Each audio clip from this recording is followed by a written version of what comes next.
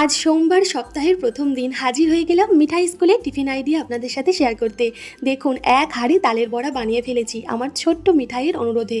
কাল একটা তাল কিনে আনতে না আনতেই সেই তালটা হাতে নিয়ে সারা বাড়ি আমার পিছন পিছন ঘুরেছে, খুব জ্বালাতন করেছে। কখন বানাবে মা তালের বড়া, কখন বানাবে মা, চলো তোমাকে আমি হেল্প করি, তোমার সাথে আমিও বানাই। সেই সবদি ওর অনুরোধটা আমাকে রাখতেই হলো। সন্ধ্যে 7:30 থেকে 8টা নাগাদ বসলাম তালের বড়া বানাতে।